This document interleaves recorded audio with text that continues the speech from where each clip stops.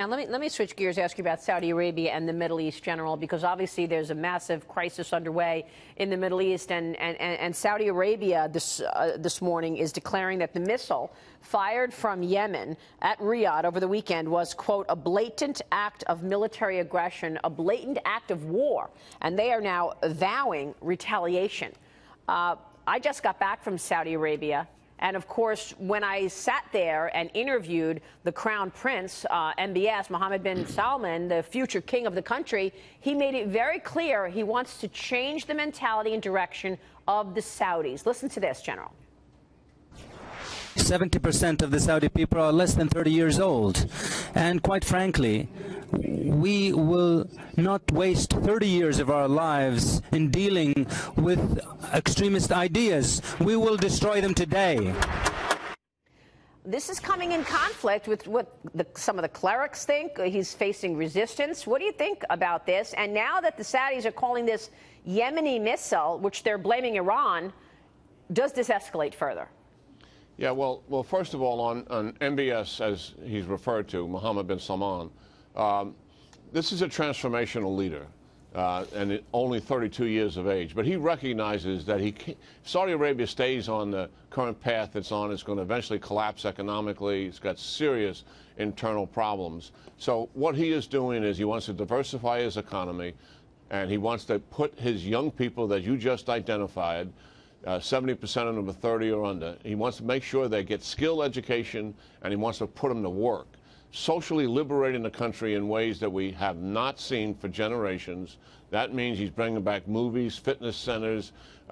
Women can drive cars. Women can walk unattended and gather in groups unattended by males.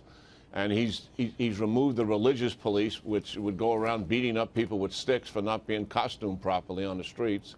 And, as you mentioned, very significantly, he's pushed back on the mullahs who have been promoting Wahhabism for years and had a stranglehold on the regime. And then the final thing in foreign policy, he recognizes that Iran is his strategic enemy, and he is not going to kowtow to it. He's going to stand up to it. If he didn't move into Yemen, Maria, Iran would be running Yemen, and they'd have a naval port in southern Yemen right now threatening the Suez Canal. Wow. That's what he stopped. Which is why the U.S. and the Saudis have once again created a real alliance.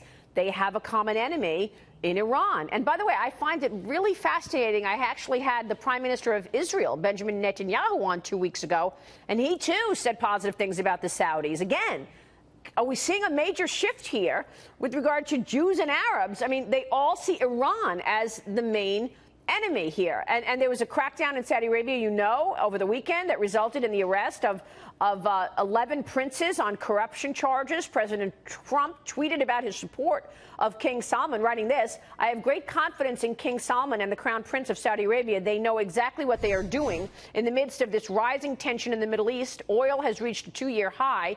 General, what's your take on what took place over the weekend and the fact that we're actually seeing a different alliance in the world with Israel on the side of the Saudis? Yeah, Netanyahu says publicly the relationships with the Sunni Arabs in general, and specifically with Saudi Arabia, has never been better than it is right now. And the reason for that is two things. One is the common enemy they had with Iran, who's clearly on the march in the Middle East, and also the other common threat that they have from radical Islam.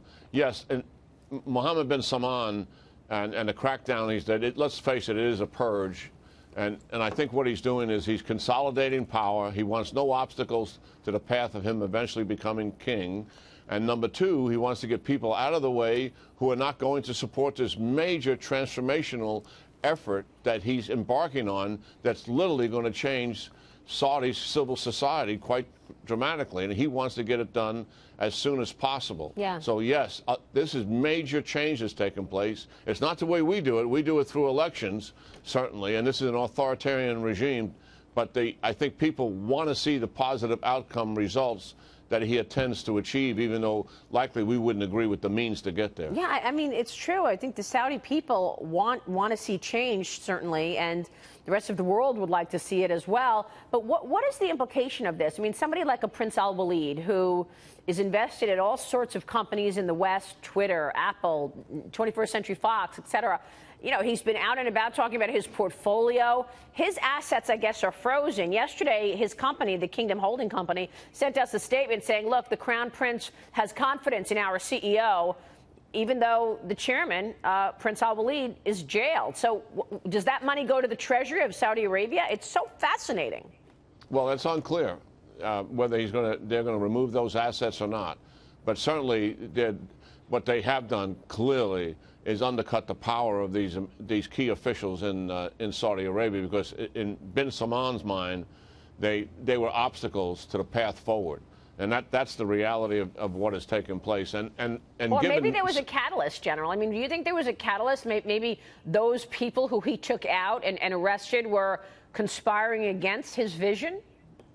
I don't know that, but he certainly he had some indications that they were not going to support it. Exactly. Whether they were actually doing something to turn it upside down, that's another matter. Right. But yes, listen, you know, Saudi Arabia is a very complicated place, and it's very hard for us to totally understand what has taken place there, even though we have relationships with the people who are there.